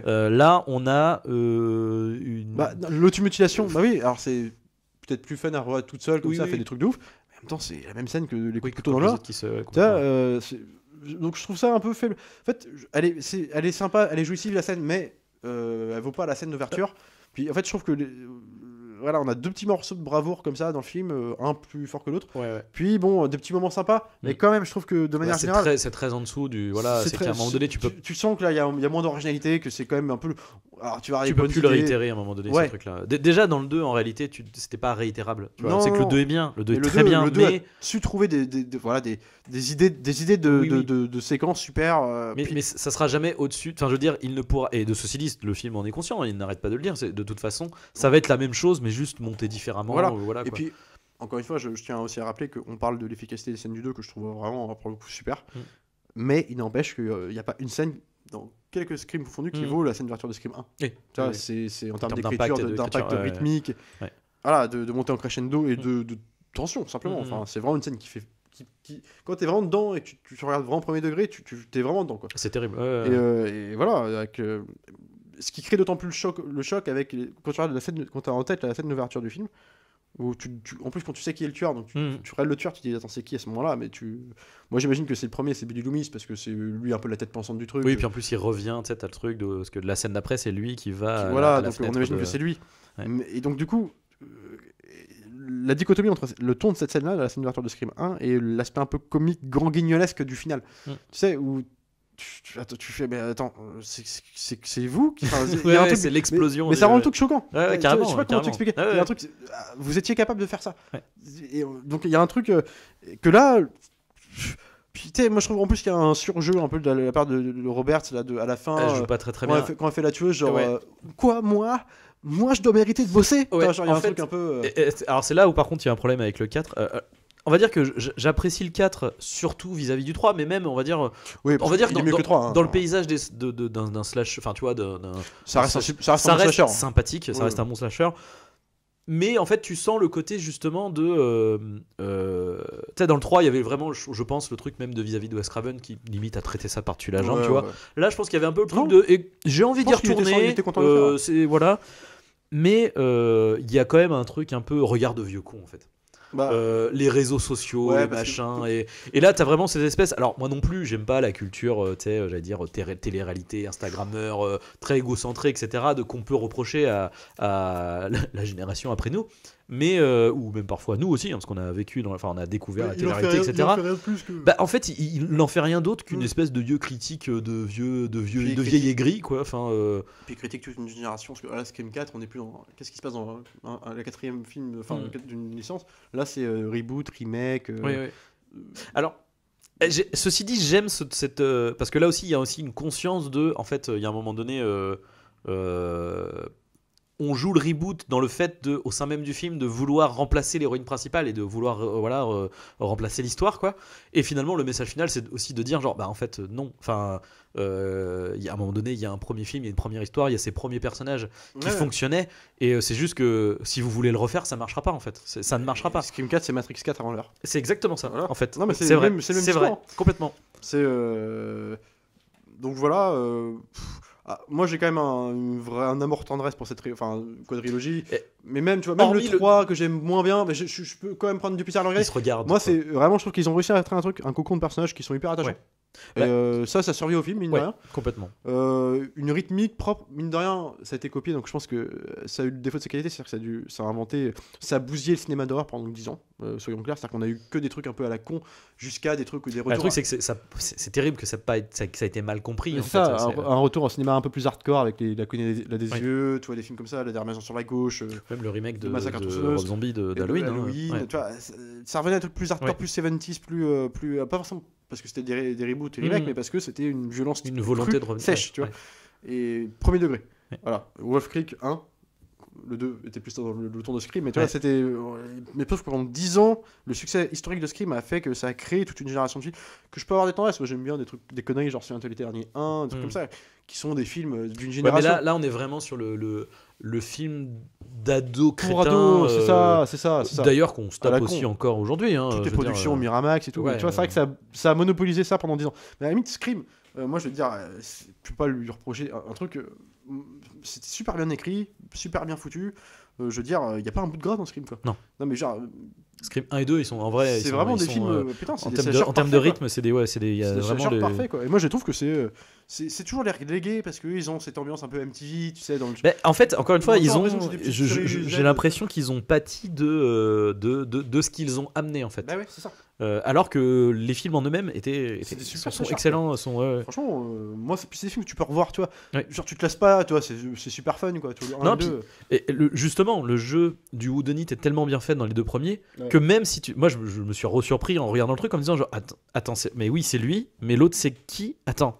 Oui, normalement c'est je savais pourtant que c'était bien le Billy et Stu, tu vois, mais j'étais en mode putain, mais merde, attends, bah non, l'autre il est là, merde, et du coup je suis rebalancé entre plusieurs personnages, et enfin ça fonctionne, ça fonctionne super bien. Le seul regret que j'ai eu avec les Scream, c'est que justement le film étant historique, un succès énorme, mais il sortait de nulle part, donc à l'époque ils avaient moins les comités de censure sur la tête, sur le dos, pardon. Donc en fait, le premier Scream est assez violent, même graphion. Il suffit de voir la fin. Je veux dire, à la fin, Billy avec son t-shirt blanc couvert de maculé de rouge, de sang, toute la maison elle est en sang, c'est le bordel.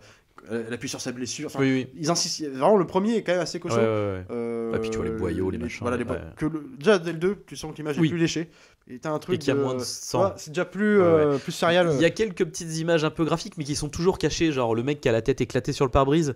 C'est Oui, très rapide, tu vois, c'est très rapide, on voilà. voit vite fait, mais pas trop. Par l'intermédiaire d'un dialogue, là, c'est sa copine Black qui lui dit putain, c'est son oreille qui est l'oreille qui est là-bas. Mais tu vois, c'est.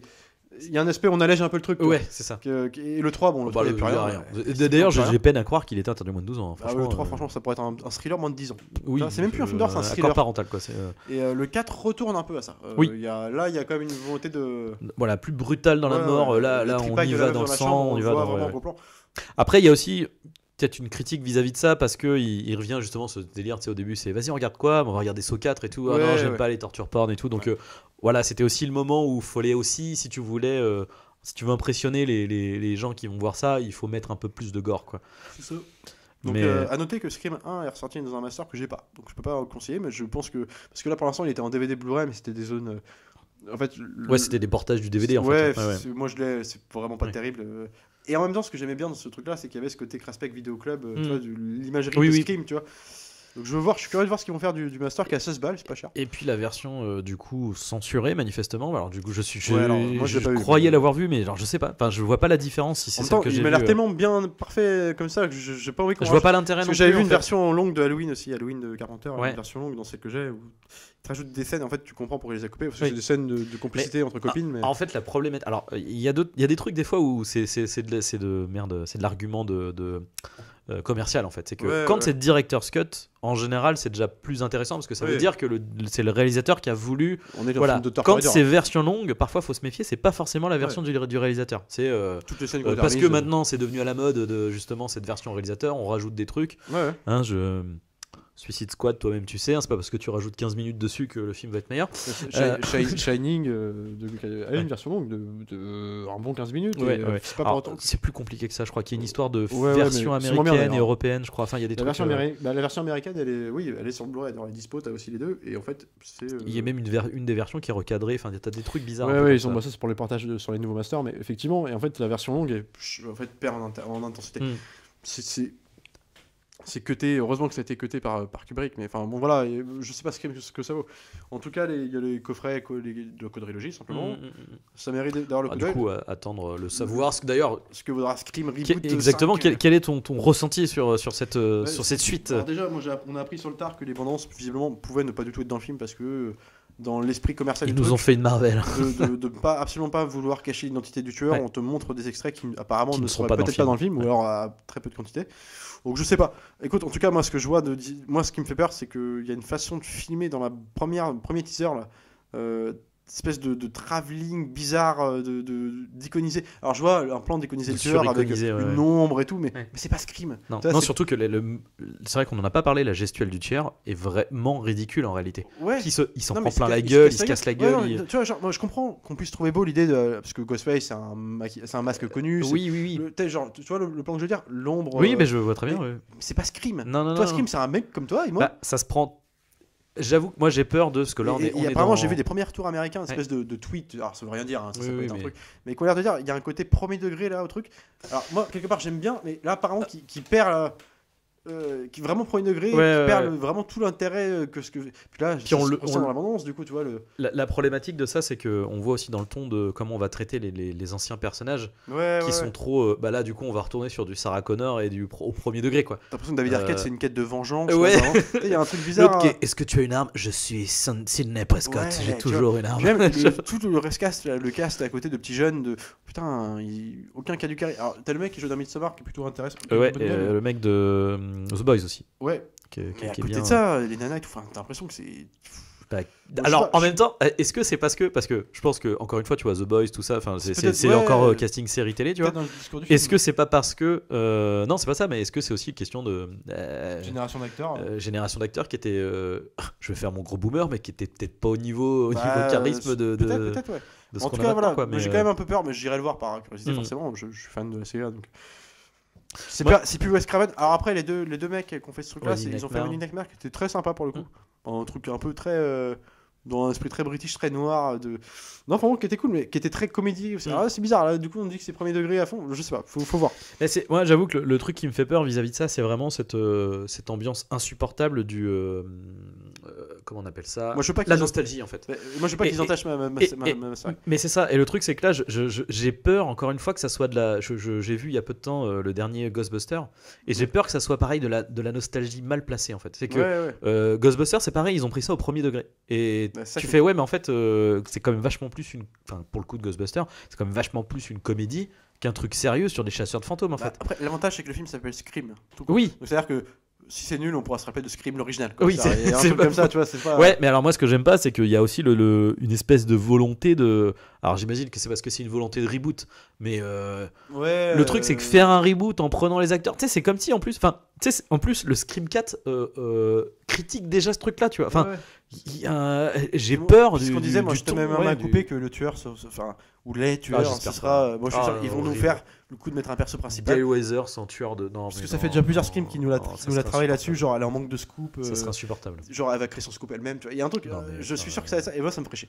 Parce que là vraiment j'y crois plus quoi. C'est. Genre, je peux puis même, attends, genre aucun des personnages principaux peut vriller au point de devenir le tueur de Scream quoi. Genre, attendez les gars. Bah, c'est ça, c'est que même si dans le ton, des fois, effectivement, ça pouvait flirter avec une certaine comédie, etc., il n'empêche que les développements de personnages restaient quand même C'est cohérent. assez. Et en fait, c'est ça le truc, c'est que c'est le trait. Enfin.